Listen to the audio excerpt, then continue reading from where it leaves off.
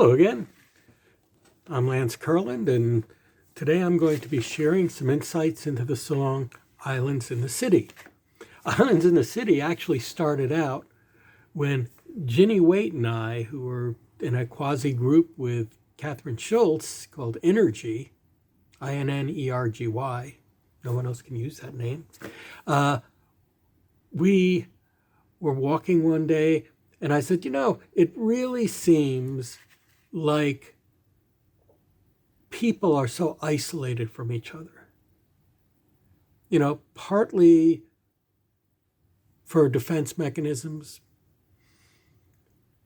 but it's actually the connections that make us strong. But I just mentioned that it seems like people are islands in the city. And she thought it was an interesting title for a song, and she wrote a song called Islands in the City, which encouraged me to write a song called Islands in the City.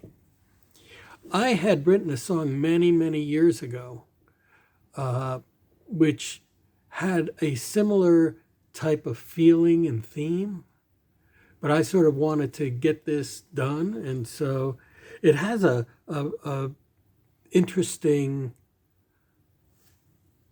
concept to it, that all these people are all in their own little worlds.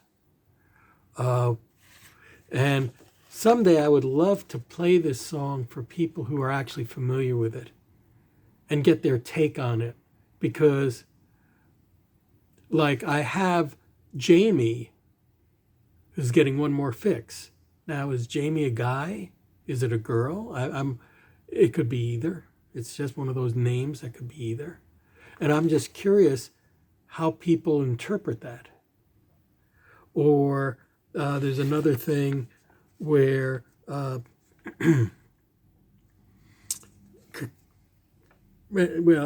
also has to do with that in terms of Jamie gets one more fix with one last breath returning home. Well, does that mean she got her fix and after that she's going to her physical home? Or does it mean that she overdosed and passed away? Again, one of the great things about songwriting is I don't have to be very specific about that. But it engenders all those things. The structure of the song is,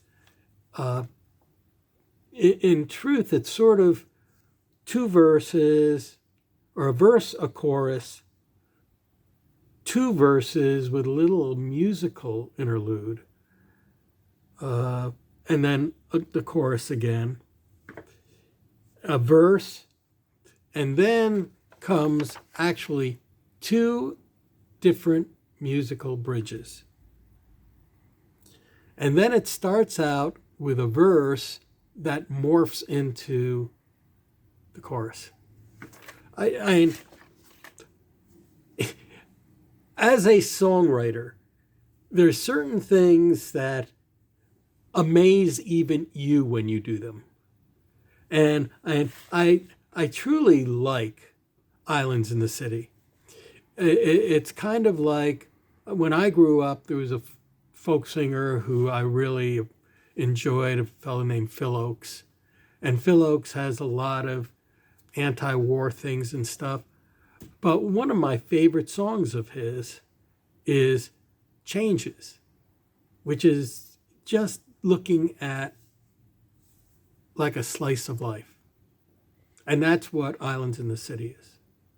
It's not meant to have any moral teaching or anything.